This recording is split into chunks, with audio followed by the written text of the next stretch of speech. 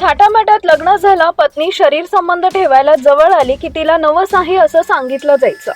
1 महिना उलटला, 2 महिने उलटले, नंतर मात्र तिला काहीतरी वेगळं असल्याचा संशय येऊ लागला. प्रत्येक वेळी पती जवळ गेल्यावर त्याला घाम फुटायचा आणि तो शारीरिक संबंध ठेवायला टाळाटाळ करायचा. याबद्दल सासरचेही चकार शब्द काढत नव्हते. सगळ्यांची आळीमिळी गुपचिडी होती. अखेर तिच्या डोळ्यातलं एक कोडं सुटलं. अखेर सप्टेंबर महिन्यात लग्नाच्या 4 महिन्यानंतर तिला जे सत्य समजलं त्यानं भयंकर धक्का बसला. गवगवा करून इतकं लग्न केलं खरं, पण त्या लग्नाचं अस्तित्व केवळ मांडवापुरतंच मर्यादित होतं. मे 2025 मध्ये विवाह बंधनात अडकलेल्या एका सुशिक्षित तरुणीला तिच्या पतीला नवसाचा बहाणा सांगून शारीरिक संबंधांपासून दूर ठेवलं. माझ्या देवाला नवस आहे असं सांगून तो टाळाटाळ करत होता. मात्र नवस नसून त्याच्यातील नपुसकत्व लपवण्यासाठी रचलेला हा क्रूर कट होता. ज्या नात्यात विश्वास असायला हवा तिथं केवळ खोट्या देवाची शपथ घेऊन एका तरुणीचं आयुष्य अंधारात ढकललं गेलं.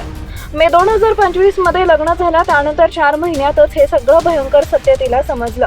तू माहेरातून 15 लाख आण तरच मी तुझ्याशी बोलेन, तरच तुझ्याशी सुखी संसार करेन, अशी धमकी सासरच्यानी आणि पतींनी द्यायला सुरुवात केली. तिनं गायनॉकॉलॉजिस्टकडे जाण्याचा हट्ट धरला. मात्र पतीला घाम फुटला. सगळं गौड बंगाल पत्नीला समजलं तेव्हा तिच्या पायाखालची जमीन सरकली. नवस हा तर फक्त एक बहाणा होता. प्रत्यक्षात तो पुरुषच नव्हता. त्याचा कधीच इंटरेस्ट तिच्यात नव्हता. मात्र हे सगळ्यांनी मिळून तिच्यापासून लपवून ठेवलं होतं.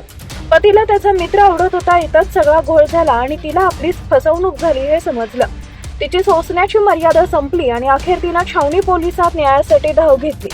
घडलेला संपूर्ण प्रकार तिनं सविस्तर सांगितला. या सगळ्याची दखल पोलिसांनी तातडीनं घेतली. या घटनेमुळे छत्रपती संभाजीनगर हादरून गेलाय. छावणी पोलिसांनी या प्रकरणी सासू, धीर, ननंद यांच्यासह 10 जणांविरोधात गुन्हा दाखल केलाय.